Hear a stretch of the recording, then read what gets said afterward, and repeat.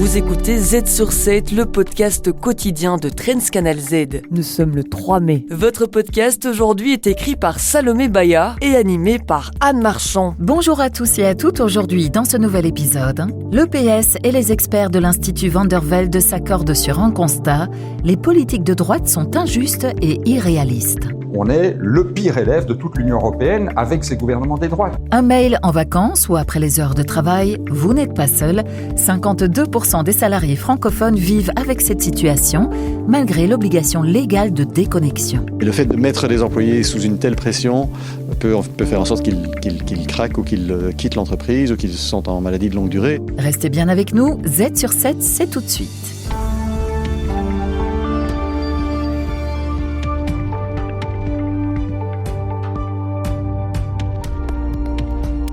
Z sur 7, à la une.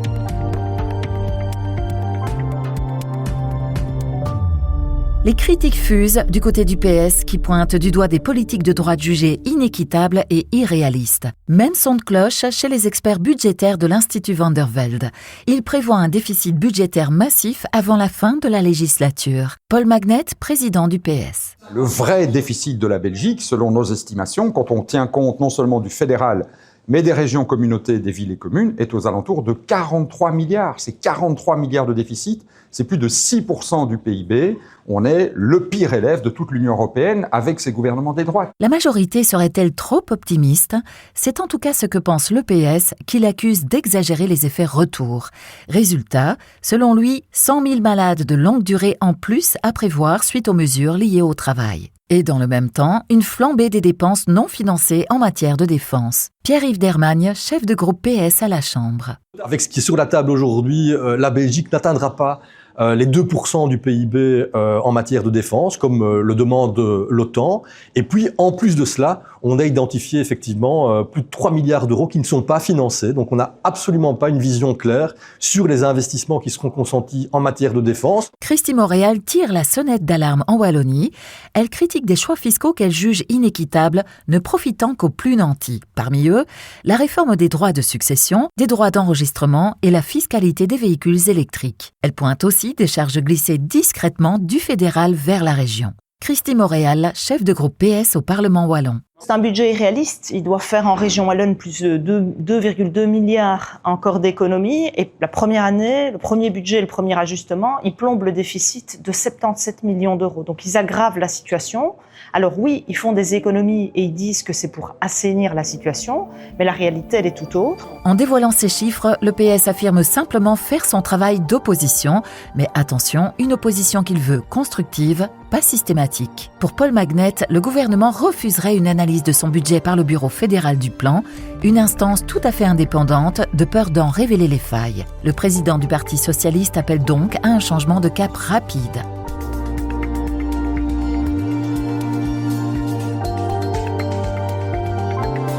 Z sur 7, à la une. Un message pro après vos heures de travail, un mail en vacances. Si ça vous parle, vous faites partie des 52% de salariés francophones pour qui la journée de travail déborde très souvent. Et pourtant, depuis 2 ans, le droit à la déconnexion est censé être une obligation légale pour toute entreprise de plus de 20 personnes. Une obligation loin d'être toujours respectée. Joël Poilvache, Regional Managing Director, Robert Half. C'est la disponibilité simplement parce que le business demande peut-être encore un peu plus d'attention dans un contexte qui est difficile ou challengeant pour les entreprises aujourd'hui. Le stress, je dirais, engendré par une activité économique plus lente entraîne des réactions de la direction vers des messages le week-end ou le soir ou pendant les vacances de leurs employés. Les études s'accumulent et le constat est alarmant. Le manque de déconnexion nuit sérieusement à la santé des travailleurs. D'après certains, un employé sur 4 se dit au bord du burn-out. Et pour 60%, la charge de travail a grimpé en flèche en 1 an. Résultat, envoyer un message après les heures, ce n'est pas seulement intrusif, c'est aussi contre-productif. Je pense que la direction peut parfois se dire j'ai besoin de cette information tout de suite, j'ai besoin de ce travail-là immédiatement, mais le fait de mettre les employés sous une telle pression peut faire en sorte qu'ils craquent ou qu'ils quittent l'entreprise ou qu'ils se sentent en maladie de longue durée. Et donc, on perd beaucoup de rendement, entre guillemets, en laissant ses employés se mettre sur la touche parce qu'ils n'en peuvent plus. Avec la génération du télétravail, la frontière entre vie pro et vie perso devient de plus en plus floue. Mais bonne nouvelle, quelques gestes simples peuvent suffire à préserver un minimum de tranquillité. Bien s'organiser, par exemple quand ils partent en vacances, qu'ils aient fait tout ce qu'ils devaient faire avant de partir, organiser leur backup de manière bien structurée pour qu'on n'ait pas besoin de les contacter pendant qu'ils sont en vacances par exemple ou en week-end.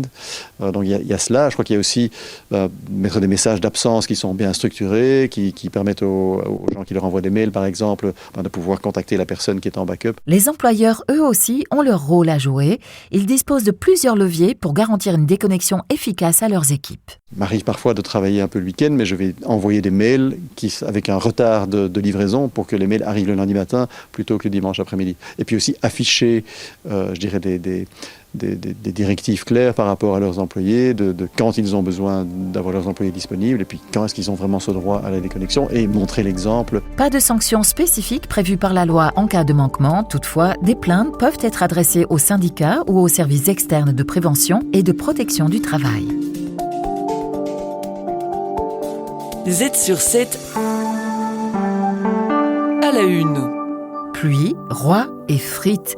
En Belgique, ces trois éléments sont sacrés. Et pour la frite, Bruxelles vient de frapper fort en ouvrant son tout premier musée. 5 ans après avoir inscrit la culture du frite-côte au patrimoine immatériel, la Belgique lui dédie 900 mètres carrés. Mike Misson, manager. Il y a 1600 articles qui sont représentés dans tout le musée. Vous pourrez aussi, de manière ludique et assez fun, vous balader dans le musée.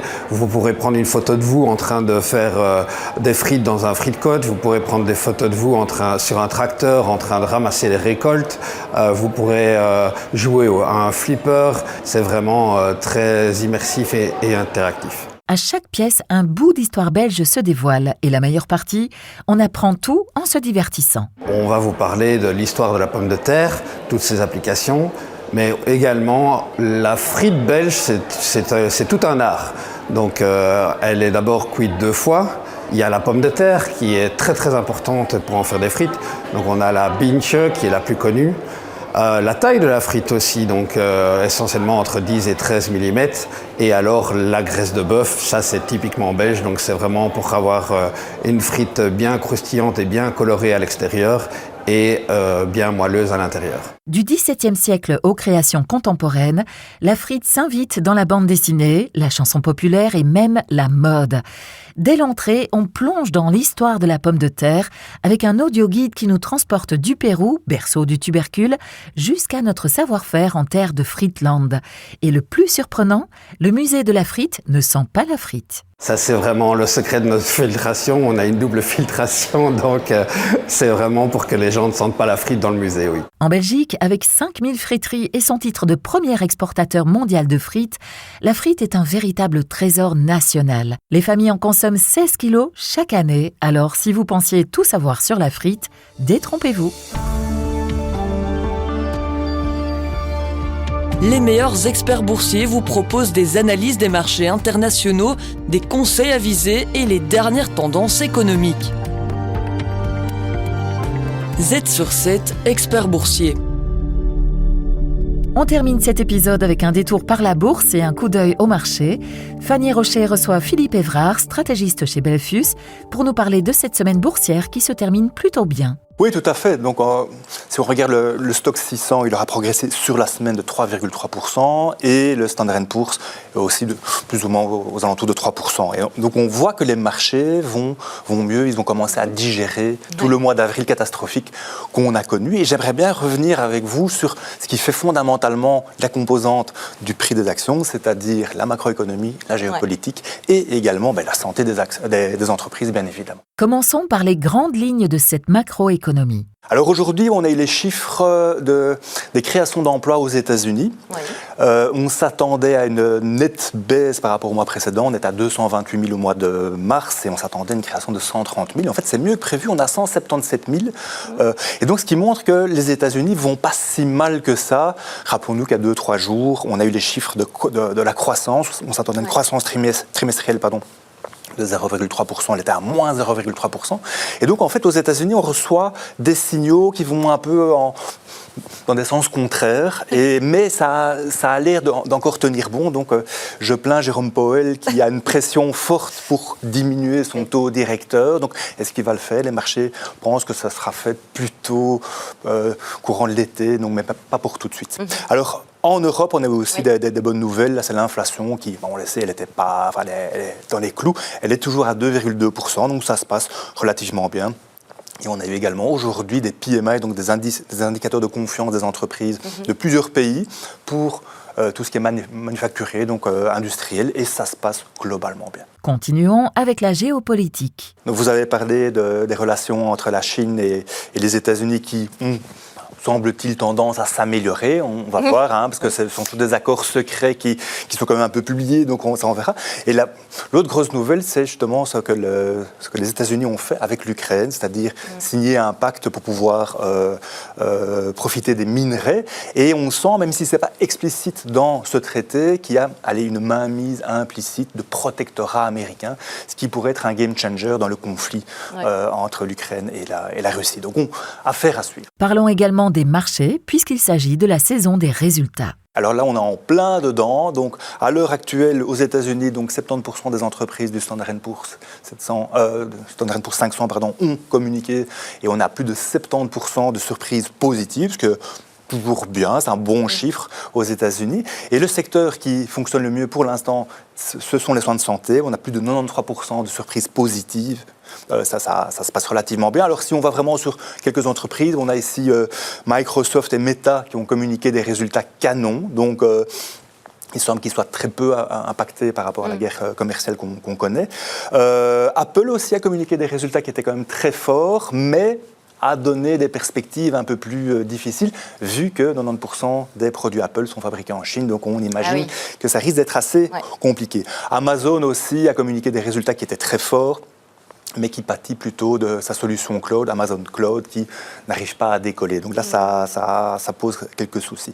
Alors on pourrait s'attendre, pour le trimestre suivant, à ce que les entreprises actuellement donnent des indications pour le trimestre en cours qui soient assez faibles, vu le contexte macroéconomique et vu la guerre tarifaire, et que ce soit peut-être le feu d'artifice dans 3 mois. Ça pourrait, par rapport aux perspectives, par rapport à ce qui est communiqué, on pourrait avoir de très très bons résultats. Très bien. Pour terminer le petit tour, l'Europe, donc là c'est 47% des entreprises qui ont communiqué le résultat, et on a plus de 60% de surprises positives. Et comme aux États-Unis, c'est le secteur des soins de santé qui tire son épingle du jeu. Écoutez, c'est bien pour terminer la semaine. Et voilà, maintenant vous êtes bien au courant. N'oubliez pas de vous abonner à la chaîne de Z sur 7 pour ne pas manquer un seul de nos épisodes. Et le programme de demain, Anne ? Et oui, c'est déjà la fin. On vous donne rendez-vous demain pour un nouvel épisode de l'invité du Trends Talk. Olivier Mouton reçoit Bruno Coleman, économiste, académicien et auteur de différents livres et articles pour Trends Tendance. Il vient discuter du contexte international actuel. À demain et merci de nous suivre.